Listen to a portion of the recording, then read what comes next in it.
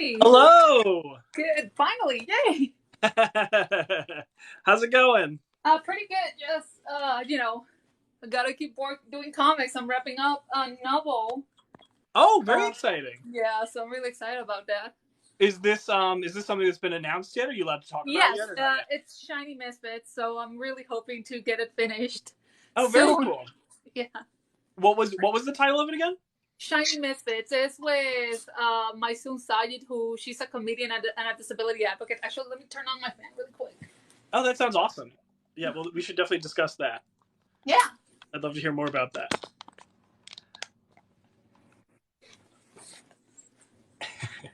All right. Well, thank you to everybody who's tuned in and watching us. For those of you who don't know, today I'm talking with the great comics artist Shadia Amin. Shadia, thank you for so much for taking the time to talk to me today. I'm sorry we had to delay by a week, but I'm glad we got the time to sit down and chat finally. I know. I'm so excited to do this. It's been Well, so long since I did a live chat, so this is oh well, always thank you so super much. And we have a exciting. guest here today with us, your dog. Hello to him or her or them. So I wanted to start off and say, the question I like to start with whenever I talk to anybody who works in the field of comics is just, what's your comics origin? What is it that got you into comic books in the first place? Oh my god! So pretty much, I started because I got really into anime as a child. Sure. I used to watch Ranma and a half, which now I realize like I probably shouldn't have been watching that. So many movies, first of all. But then, pretty much, I didn't realize that that was a comic, a Mhm. manga. So I actually Rama and a Half was the first like comic slash manga I have ever owned in my life. Oh wow, cool. Yeah.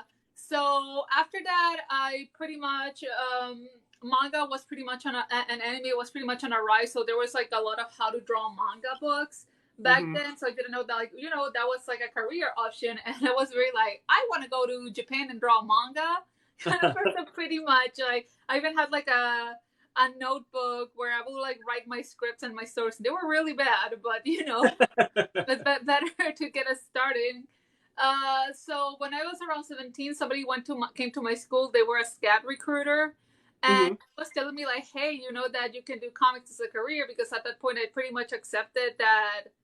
At that point, I accepted that I just pretty much was gonna be stuck doing how do you call it? Just doing like basic graphic design classes in my Sure. old college, which is just basically like a fancy way to just say general arts major. So like each Right. semester they will teach you something different. Right. But no, as soon as that person at came and they said like, you know you can draw comics, and I was like, what? And I pretty much it was the only college I applied at all, and I got in. So with a small scholarship, so I managed to like make that my career. That's uh amazing. yeah. And the good thing is that after that, my teachers are wonderful people. I actually still Hmm. talk to them today because now they're my co-workers. Oh, awesome. Hilariously. Oh, uh, so are you had mentioned to me you just got in a teaching job. Are you working at your alma mater now? yeah. That's Yeah, incredible. That's I awesome. honestly love it. It's been great. I have so much fun there, and I love like the kids that are coming now. They're like wonderful. That's so and, great. and it's been fun connecting with them. Like yesterday, we did have an event on Saturday, and one of the students was like, "God, why are there no Thanksgiving song?" And I just started going like, "There's that song that is like green potatoes, tomatoes," and we just started like singing it really loud. And this was like an event where like parents were in, and they were just singing those songs. Too um, funny. yeah. So after that, I did a work on a web comic called The Ottoman's Daughter. Okay. But I ended up leaving that comic because I decided to pursue grad school, and I Hmm. couldn't really handle both. Sure. It was a little bit too much. So after graduation, I worked on my actual first published novel, which was The Amazing World of Gumball. Oh, cool. I have worked in anthologies before. And some of the anthologies that I work will have been Alloy, which is a mixed race anthology. I have said before that like even though like I look and my name is like very Arab, and I was actually talking about that on Twitter. I am Colombian, so and ironically, the same hometown Sure. as Shakira and Sofia Vergara. So, it's a good point of reference. So I was talking about that, how people either treat me as one or the other, even though in Right. Colombia it's very common to have Arab Colombians everywhere. And so I have worked also in Votes for Women, which was about how the amendment for the rights for women to vote happened. I work in other whole horror anthologies, like a one called Local Haunts. Sorry, I just have it there, so I just like have to look. Local Haunts, which is about like several cryptids from where we Mhm. grew up. So I get Oh, to work on cool. that. But then Gumball was like my official like big publisher Hmm. piece that it came out on by around 2019, like after I graduated, is when I had that published. So after that, it helped me keep the ball rolling. I had a friend who recommended me to be the artist for Agretsuko, while Oni Press Right. had the license for it.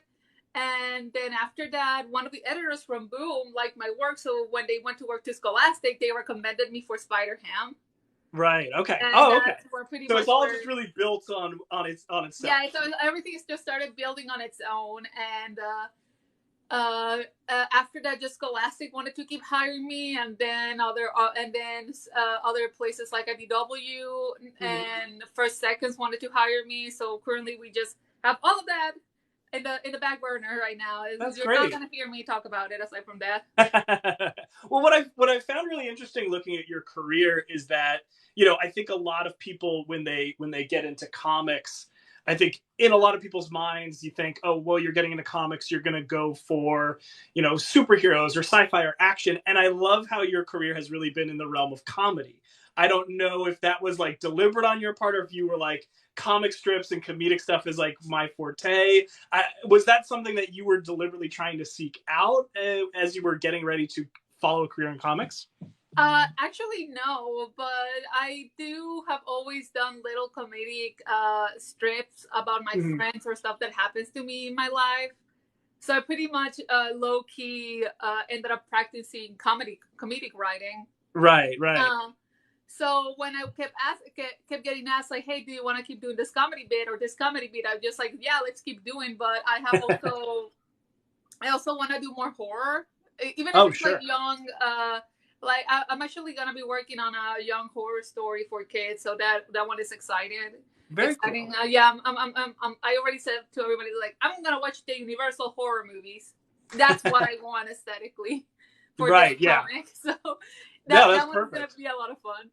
Well, Uh, I was wondering too, for you also, you work a lot in licensed comic spaces. Is that a challenge at all when you're coming into a project and it's sort of like the characters, the models, the way they are all designed, the way they're supposed to act, that's already been laid out for you? Do you like having that sort of framework to work in, or can that be a challenge for you sometimes? it really depends because, for example, in Agretico, they did want it to be as on model as I could be. Hmm. Meanwhile, in Spider Ham, they're like, well, as long as they look good, but it's your version of the characters, you're fine. So they were, Interesting. yeah. In Gumball, they did ask me to be on model, but they let me have flexibility with how the characters look too. Sure. So yeah, it just really depends from IP to IP because maybe what some people might look, maybe some people do want an aesthetic, and the other people just don't want. They're like, just do whatever you want, it's fine. Right, right. Interesting. Do you find that when you're doing, whether it's Spider Ham, or you're currently working on the Olive Oil comic strip, which I've been really enjoying. It's very fun. I'm so happy. Um, when I find that there's a lost art of doing physical comedy and showing comedy through still images. Like that's a very challenging thing to do, and I think you pull it off really, really well. What is it sort of your how can I put this? What is your process when you're laying out something that is meant to be a visual comedic gag? Do you have something like specific in mind and how you work those out? Is it more collaborative with any writers that you work with? How do you present comedy through your art? So I used to watch a lot of like Hanna Barbera and Sure. Warner Brothers cartoons, so that did help me a lot, especially like the old Tom and Jerry cartoons, which were very violent, and that's pretty much my main source of inspiration when it comes to physical comedy. But even then, like the old Fleischer Popeye comics were like severely Sure. violent. So I have talked. So recently, for example, for that one, I revived a character for one of the shorts for the Fleischer comics. Yes. She didn't have a name, but I called her May because she was called the Mae West caricature. Uh, so I was like, let's just call her May, just to keep it simple. Hmm. So what happened in that comic is that she and in that short is that she and Olive Oil beat each other over Popeye, and it was just such aggressive beating that I was like, I need to put this. I also do try research comic artists and the way just they draw action, but it really depends on the mood that I want to capture. Sure. For example, if I want something just really stretchy and dynamic, or just very action packed, I will look at something like Trav Moore. Sure. Oh, okay. Wow. Yeah. Now that you say that, I can definitely see his influence on your work. I hadn't thought about that, but I definitely see it now that you've Yeah, said no, it. I love his action, and I Sure. have said it before. I'm very open that even though my style is not the same as Trav Moore's, he's still a big influence. Because especially the way he draws buildings, Yeah. that he just put on the windows on the back of, just like, I'm stealing that. I want that. That's really good. So yeah, I do try to keep everything as action packed as possible, but I also try to look at more comedic bits, and usually I find a lot of it with online artists who do silly comics. Like, I think it was Gigi GP, I forget their name, but the creator of Cucumber Quest did Okay. a Persona 4 kind of parody comic. Okay. And a lot of the expressions in that parody comic, it's like a big influence of how I draw sometimes the faces. Oh, interesting. Okay, sure, sure. Do you find that an interesting thing I'm noticing, because I have no artistic ability whatsoever, so I'm very fascinated hearing artists talk about, I guess, the way their style develops over time, right? Do you find a lot of it is taking pieces from other artists and sort of stitching it together to create your own? What would you say is the way that you developed your style over time as an artist? Well, it's definitely it's a big dose. I don't think all art. I think all art styles have an influence one way or another, and whoever says like their art style is fully original, they're a liar. Uh, there's always a comedic an influence, no matter what, from a style, from an era, from a fashion sense. Sure. So I do think they all influence each other. I do find that it just really depends. For example, two of my friends, Matt J. Taylor and Vincent Price, they are very influenced by vintage postcards and Art Deco in their Hmm. style. Hmm. Vincent is currently doing their own version of The Great Gatsby, and all of their Oh, art cool. is based on 1920s photos and imagery, which is absolutely stunning. That sounds great. Yeah. So I do think everything has a different influence for each style influence, just the next generations. You pretty much see what you think it works, or what you really captivated you about their style, and you try to incorporate it in yours for their own way. And it's not necessarily just like the style per se, but maybe you like the way an artist does their line art. You maybe like the way their artists draw their action. You maybe like the way Sure. the artists use their colors. For example, there's Jordi LaFabra, who recently did Always Never, Okay. which is a beautiful love story, and I just like the way he does the body acting in his work. Mm. So that is something that I want to try to incorporate, just like the expressions, the way the characters move, just to show their actions and what they're doing. It's just a really neat way to do it. So I do want to like put some of that into my style, but that doesn't mean I necessarily want to copy him 100%. Sure, sure. I just don't want to be Diet Jordi LaFabre. Yeah, absolutely. That's really interesting, and I'm curious to know too. From the perspective of now, correct me if I'm wrong. You both write and draw the Olive Oil comic strip. That's correct, right? Yeah, Randy. Okay. So Randy does the Thursday strips, which are just focused on Popeye for the Olive Right. Okay. Popeye. But Randy's now the official Popeye artist. So Randy started with the Popeye Cartoon Club, which is basically like they had several artists work on different Popeye strips, and then eventually I forgot the name of the previous artist, but now Randy is currently being the replacement for the Popeye Gotcha. Okay. artist. So he's also doing the Sunday strips, and sometimes he Because just does stuff. I saw both of your names on the website, and I was trying to figure out which one is which. Yeah, so But I'm the Tuesday strips, and Randy's the Thursday right, strips. And got it. I'm the olive oil artist, and he's the Popeye artist. Gotcha. So when you're doing those comic strips versus say when you're doing a full blown graphic novel, what do you find are some of the major differences in terms of your layouts, your pacing? Like, is there a major difference in what you're doing when you sit down to draw, or how does that process work? Yeah, pretty much I have to be more economic about the space that I use in the olive strips because I just have like my template, and I usually don't go more than 4 panels per page. Right. So I do have to be, as somebody called it, like the economy of the pacing. So I just pretty much have to make sure that I give the most information without, like, skipping a beat that people might find it confusing. I have to make like the joke works within the limitations that I have. Graphic novels are the challenge on those is that I do have to make sure all the panel layouts are different and dynamic, and everything just keeps Sure. different. Because if I pull a Dave Gibbons from Watchmen, where all of the panels are just like a 9 grid. I never thought we'd be pretty sure comparing Spider-Ham to Watchmen, but here we are. That's so funny. Yeah, I mean, I'm not saying it's bad, but I know I am not Alan Moore and I am not Dave Gibbons, so I know I cannot get away with doing something like that. That's too funny. Yeah. So I do try to study. My favorite type of comic layouts are actually manga, because they do a lot of panel breaking, sure. A lot of maybe just to have the character standing and nothing is on the back, or maybe a pattern is on the back, so it helps a lot just making that character the focus. Mm-hmm. So it's definitely something that I do enjoy manga panel layout more than I enjoy American comic or even bande dessinée comic layout. Interesting. Yeah. I can see that that dynamicism in your stuff now that you said that. What is the sort of collaborative process like when you're working with, say, is Steve Fox you've worked with now on both the Spider-Ham graphic novels? Can you talk a little bit about what that collaborative process is like when you guys get together to put these Spider-Ham comics together? I usually just get sent the script, because by the time he sends it, it has to go through a period of revisions.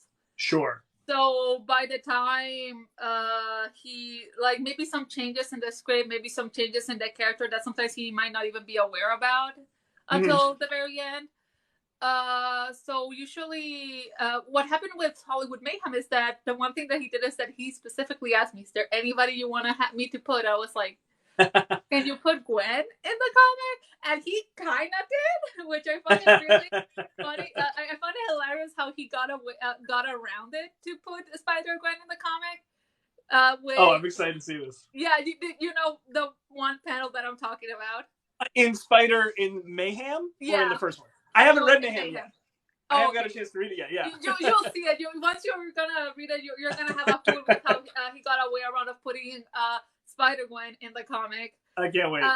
So usually it really depends. Sometimes if he has a set idea, he might not ask me, but usually we try to collab, or just he makes sure that everything is nothing like torturous for me to draw. Like, don't. He makes sure like I don't have to draw a crowd shot, and I'm always grateful that I don't have to draw a crowd shot. Because I drew one recently, it took me all day. I wanted to die. How can I say this? I don't like when I just draw like heads, right? Just like a little like balls, and just like those are the heads. Figure it out. And they live in an animal universe, so you'd have to draw animal heads. You can't just draw that is a little bit easier because they're animal heads. But when I have to draw human heads, that's a little different because I kind of just be like wavy hair, spiky hair, wavy hair, spiky hair. And I drew for this crowd shot, and I posted it on Instagram actually. Just so many faces. Like, thank God. Like, I do the thing where I put myself, my husband, my friends, and my family, so I just don't have to look at reference. And I sometimes on Twitter I was like, friends, who wants to do a cameo? I'm desperate. I need people. I love that. Yeah, I just try try to not base it on strangers online because sometimes it could be like if I look for a Pinterest photo. Actually, I Sure. recently discovered that Postmaniacs does AI generated faces Oh, for okay. people to practice. No, I think they're Interesting. either AI generated or they're fake faces. So it's just a 3/4 view, and that's for you to practice different features. So it's something that I could plan doing it. But I also have to make sure that these look like people and not just like generic. So I do try to incorporate parts of like a style. Maybe they have piercings, maybe they have dyed Right. hair, maybe they have glasses. So that is something that I do want to take in account when I draw a crowd shot. And that's just Sure. me being like very controlling about my work when it comes to that. Like I want to make sure it looks good, and But I sometimes think hearing that works against me. Right, but I think hearing you talk about this level of craft that goes into it, I think I I I don't think I want to be clear. I think you should be able to compare yourself to Dave Gibbons because you're both putting in a level of like effort and detail into this that I think the average comic reader doesn't appreciate enough. I think when we hear artists talk about the level of work that goes into these comic stories that we love, we don't really think about what you're describing, like a crowd shot. There's all this detail you have to consider and put in, or even just creating a diversity of faces. So you're not just drawing the same thing over and over again. You're putting in a level of work that I think enough people don't appreciate. So this I is really fascinating to hear. I at least will get the appreciation of my artist peers, and that's enough. Just and if you guys are watching this, just appreciate crowd shots, please. They're so hard to do. Well, and I'm curious to know too. What I think the reason I first stumbled across your work was because I found a TikTok that you did about the stuff that you were selling in your store, and Mm. I'm interested very much in the way that like a lot of comic artists are, a combination of working in sequentials, but also creating this like, these art prints or like keychains or all these stickers, all these great things for fans. I'm curious, how did you get into that side of things? Is that something that you just did as like a little way to make extra money, or was there more to it than that? It was definitely a way to make extra money. I found myself that whenever I go to conventions, I basically end up broke. It's conventions. You go to waste your money for the year. Right, right. Uh, but I did find myself like, oh, this is neat, and oh, you get to make money and making art of things that I like. Might as well do it. Sure. So I did find myself enjoying the process, and right now I have like some ideas for Chainsaw Man merch because it's Ooh. like my obsession. Like I literally have a Chainsaw Man tattoo and everything. Because Oh, that's amazing. yeah, wait, see if I can share it. It's from the manga, so you might not get it, but Oh there no, it is. I've read the manga. Oh, that's sick. That looks great. Thank you. So, I got so yelled at, even like, Mom, I'm 30. That is not so. But what was I saying? I just find it fun, and I like the things that like people come up with. Like all of these are stuff that I have bought, except for that one. That one here is a Disney postcard, and this one is a Futaba print signed by the voice actors that my husband gave me as a gift. Oh, that's amazing. That's so Yeah, cool. but then the stuff that you see here are originals by the artist Mark Laszlo. He just like I bought Oh an wow. original page from him for his comic, The Boy Who Loved a Ghost Clown. Okay. And he's just like, here, just have some extra sketches from me. And I was just like, Amazing. yeah, so I just like a lot. Like I even have a little like portrait full of pins that like I have bought from friends, or I have had, or I've had people give to me. So I'm just like, I love collecting those things like my friends make. Right, right. Yeah, no, because I loved the work that you put in, and all the keychains, the pins, they were all excellent. So I'm glad. I'm so I've been a glad. big fan of your work on that end of things. Um, yeah, so I wanted to ask, what can you mentioned at the top, a new graphic novel that you were working on. Can you tell us a little bit more about that? Yes, so I'm currently finishing work on the novel Shiny Misfits. That one is with comedian slash disability advocate Maisun Sayed. Mhm. It's gonna come out in October of next year, and it's about a little girl with cerebral palsy who loves tap dancing, and the guy that she likes uses her to basically push himself into internet fame. So she wants to get revenge by becoming internet famous herself. Very cool. How did you get involved in that project? So I already was working with Scholastic at that point with Spider Ham, and my soon, got the had the novel bought, and she just needed to look for an artist, and she's like, I specifically want, women of color, and she came across my name because they give her a list, so she just started looking at everybody, and she saw my art style, and she liked it. I got asked to test for it, and she liked it so much that I got asked to be part of the project. And she and I actually met in person for the first time in April. Oh wow! And it was no, before that we already had gone into video talks just to talk about the project, and because she had a specific vision, I usually use 3D models for my background, especially if I'm gonna keep using them over and over. And when we were on the video call, because I was like, okay, let's have a video call, let's set up all the 3D models to make sure, like, the environments are exactly the way you want them to look. Sure. And we just kept staring at each other for a while because we look a little bit too similar. We showed a picture of our parents, and like literally my mom, even though both my parents are also Arab Colombian, so out of like this heritage more than being actually mixed race. So my great grandparents were actually Arabs, and they migrated to Colombia. So in this case, like my mom was very light skinned and my dad was very dark skinned, and so was her mom and her dad, and we were both like, I'm looking up a picture of her right now, and I can kind of see what you're talking about. Yeah, there is a resemblance. It was weird. Like in the picture that we both announced the novel, we were both literally doing like the same like pose, and our hair was like wavy in both pictures.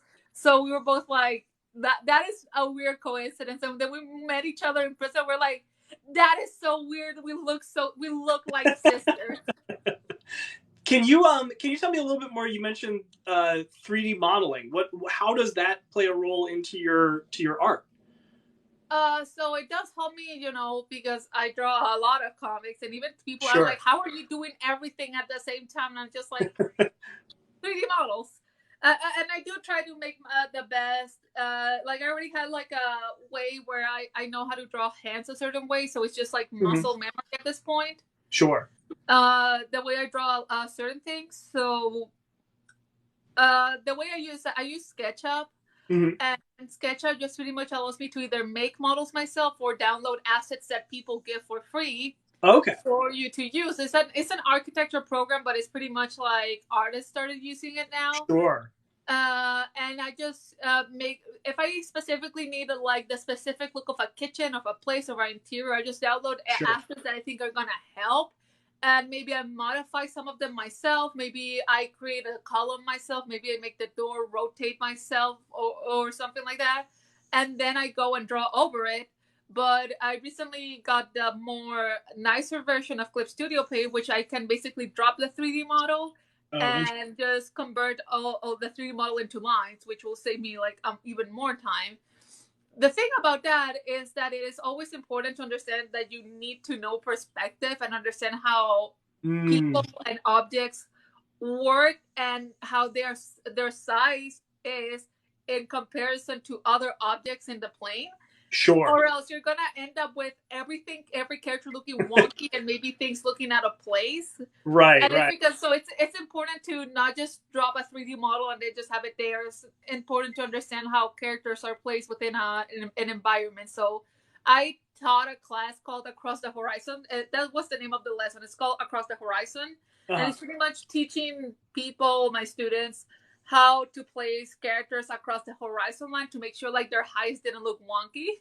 Sure. Hilariously, somebody presented the Twilight Part 2 movie poster as an example of how bad characters are placed during the horizon, and I'm like, yes, I'm using this as an example, and my students were losing it, and when I was teaching them how to draw characters within an environment, they were like, oh my god, okay, that makes so much sense now. Do you find, so when you're the class that you teach, are you teaching sequentials at the school? Like what specifically are you teaching in the arts? It depends because it changes from quarter to quarter. Sure, We're on a quarter system. So currently, I'm actually not teaching any comics classes, although one of the classes is part of the curriculum of the sequential Mhm. curriculum. It's concept art, and I'm Oh, teaching sure. illustration class. So they pretty much have me between teaching comics, illustration, and animation, but animation more like the pre-production work, so concept art, pretty much. Sure. Sure. So I'm pretty much teaching like all of that right now. I do have to teach in January. I do have to teach like actual like visual storytelling, which is like Mhm. actually doing comics. What do you find is the difference, or I guess not difference, but like, what is it like being on the teaching side of comics? You know, you've obviously built up a very impressive resume for yourself. You have like the skills clearly, but I also find that doing something and teaching something are two very different skills. You know what I mean? So I'm curious to know, what is it like for you to teach this concept to So students? it is just the challenge is just how you relate the information to students in a way they understand it. Sure. I do think if like students have a hard time understanding you, you're failing as a teacher. That's pretty Sure. much how I think. So I do try to, and of course, not teaching it, not making them feel like they're, making them feel like they are dumb. So I do explain at a certain test, but I always ask, am I making sense? Am I making myself clear? And Sure. usually they say yes, or if they say no, it's like, okay, just ask me a question. I'd rather you bother me all the time with questions within a, within a range. I say the Uh, exact same thing to my students. I get where you're coming from. Yeah, I had like somebody was like, "Oh, but don't you feel bad that they're emailing you like so early in the morning?" And it's just like at 9 in the morning. And I was like, "I'd rather they bother me for an office hour session rather than Right. uh them not doing what I want, then giving me a bad grade, and then complain to me like, why did I get a bad grade?" But I was like, "Buddy, Yeah, yeah. like my hands are tied here. What do you want me to do?" The joke I always Uh, make to them is justify my salary, justify yeah, my no. paycheck, ask me a question. No, like I have a class where pretty much everybody got like 100 in the assignment because they went so hard. I was just like, I am so proud of everybody because they like, they basically were struggling with perspective, and the assignment was literally like learn to draw a room, and they Okay, all went sure. so hard on that room, and I was just like, I was genuinely so proud of what they did that I was just like, yes, everybody gets 100. Like aside from three, which was you're just like small like technicalities, everybody pretty much passed, and most of them got 100 because they went so hard. So I was just genuinely so happy. Like I felt justified that I could give them such a high grade in their work. That's awesome. What I find is funny because I don't know if I told you this. I teach a class on uh, comics and graphic novels and manga at the high school I work at. But it's more like an English class with a focus on comics. You know what I mean? Mm-hmm. So it's funny because I do have a limited knowledge of art. So there's aspects of it we do get into and discuss. But then there are students who are clearly experienced artists or interested in pursuing art, and they'll talk about it. And I'm like, you know more than I do, clearly. So this is all to say, what do you find as a teacher is the thing that young artists maybe need to have a better, not maybe not better, but what do you find is the number one thing you feel like all young artists should know as they're getting into the field of art, especially comic art? So this one is gonna sound kind of mean, but I Go think for it. it's important because I have seen it both as a student and and as a teacher. It's definitely a little bit more frustrating because you want to see them succeed. Sure. It's definitely kids need to understand that you need to let go a little bit of your ego when you Mm. come into grad school because yeah, maybe people were praising you because you were the one artist in the class, and but now you're in an environment where everybody's an artist, and a lot of Sure. them might have training that you might not have had, or maybe they do have like a skill set that you have not developed yet. So and also don't come and so it is important to understand like, yeah, hey, maybe if the teacher is telling you like something is not working, it doesn't mean that they hate you. It means like it's not working and they want to see you work it. Mm. And when you have like certain ideas, that is like the big one thing when students think that they come with certain like ideas and they're like gonna because I used to do that, and then eventually I just realized like I have to like drop this project because it's not getting me anywhere and I'm not learning as much as I want to. Right. So because they let me like, okay, do your story. do a story that you want to do. So I will do it, and I will just be like, yes, I'm going to develop this story because this one is going to be like, my big thing. But it ended up not being the case. I actually have that story, and I haven't touched it in years now. I'm actually developing another one that was my senior project. And that one, actually, I'm working right now with a friend of mine, Jordan Alsaka. We're going to make shorts of it, and then hopefully we get it published as a webcomic format. Oh, cool. Yeah, it's just a story that I know it's just like, gonna be a hard sell. So we know we're gonna have better luck just giving it to a webcomic audience more than a publisher audience. Sure.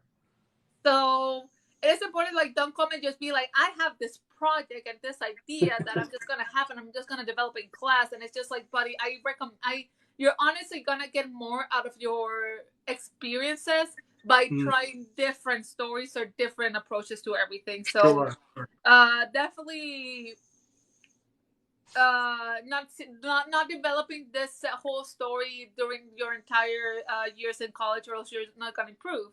Sure. And was that a challenge? Was that something that you had to experience when you first started pursuing art? Yeah, I just had a story that I wanted to develop. Sure.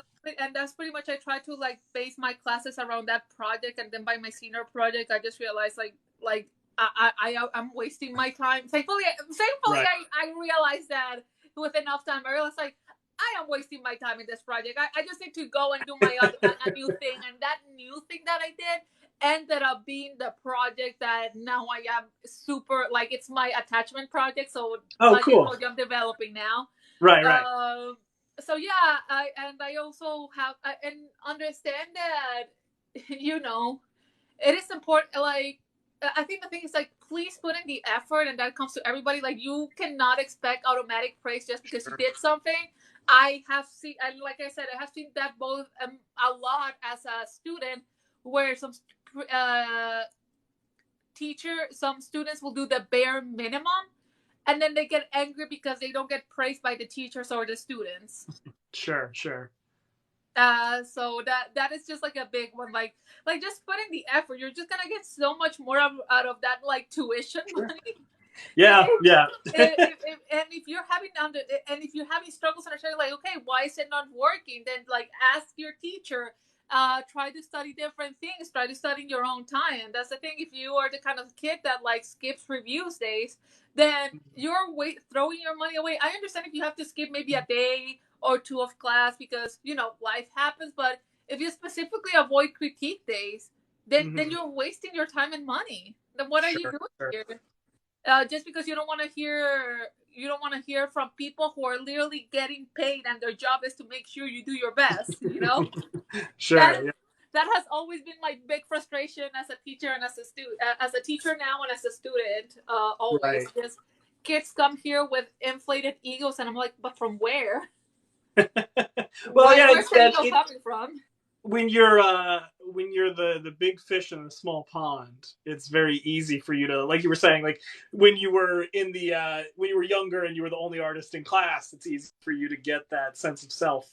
But when you're competing against other artists, then things become more competitive, and you really have to, like you said, let go of your ego a little bit, right? Yeah, no, I even then, like, even back then when I was like in high school, I did like an art project, and I befriended this girl from my a college person, by the way, and I was a high schooler, from a Japanese class back then, because I wasn't that level of weakness.